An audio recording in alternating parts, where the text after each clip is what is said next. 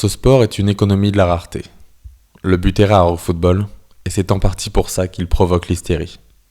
D'autre part, Christian Bomberger et Emmanuel Baranguer s'accordent à dire que ce qui fait la force du football, ce qui le rend entraînant et profondément populaire, c'est l'aléatoire. Tout d'abord, comme le rappelle Christian Bomberger, ce but de Pavard, c'est la quintessence de l'aléatoire dans le football. Ce moment-là, ça évoque une victoire et une chance de victoire sur un coup de dé exceptionnel qui est ce tir tout à fait imprévisible venant de la droite, si je me rappelle bien, et donc avec de l'extérieur du pied en plus, et quelque chose, si vous voulez, que peut-être le joueur lui-même n'avait pas réalisé auparavant dans un contexte comparable, et donc là véritablement l'exploit et l'inattendu, le côté, si vous voulez, où tout à coup c'est vrai qu'il y a de l'aléa dans le football et c'est ça qui le rend passionnant, dans la mesure où au football ça n'est pas toujours le meilleur qui gagne. Parallèlement, Emmanuel Baranguer évoque la même notion et poursuit sur l'assumption que le football, c'est le sport où l'outsider a sa chance. Le foot, c'est le sport où l'outsider a sa chance. Au basket, au rugby, au tennis, au football américain, au volley, au handball, quand tu domines, tu gagnes 8 fois sur 10, 8 fois et demi sur 10, parce que tu as le ballon tout le temps, etc.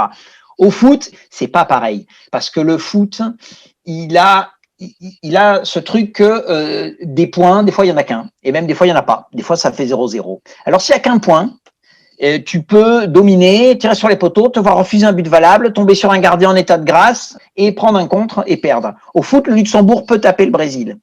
Au rugby, la Géorgie ne peut pas battre la Nouvelle-Zélande. Elle ne peut pas. Elle peut faire un très gros match, elle peut marquer un essai, le surprendre ici ou là, mais elle ne peut pas battre la Nouvelle-Zélande. Et le 100e mondial, il peut battre Nadal ou Djokovic ou Federer peut-être une fois, mais c'est pas possible. La 100e équipe du monde, elle peut battre la première au foot, plus souvent. Parce que ça se déséquilibre, parce que ça peut se jouer en 3 passes. J'ai vécu et travaillé en Italie et j'ai la culture italienne pour le foot. Pour les Italiens, le foot, c'est une espèce de jeu comme les échecs qui se joue en 6 ou 7 moments clés. Et il faut pas les rater. Pour moi, un des trucs qui fait le succès du foot, c'est ça. C'est que c'est le plus imprévisible de tous. Tu as toujours une petite possibilité. Le petit a quand même plus de chances que dans n'importe quel autre jeu. Cette notion d'aléatoire est complétée par le fait que le football est décrit comme un sport profond par les universitaires. Pourquoi ? Parce qu'il met en scène des valeurs observées dans la société. Un jeu profond, qu'est-ce que ça veut dire ? Ça veut dire que c'est un jeu qui met en avant, pour réussir dans ce jeu, il faut à la fois du mérite personnel. Et on le voit bien à travers des personnalités comme Maradona, comme Ronaldo, comme Mbappé, etc. Ce sont des gens, en définitive, qui ne sont partis de rien, ou de presque rien socialement, et puis qui sont devenus les premiers.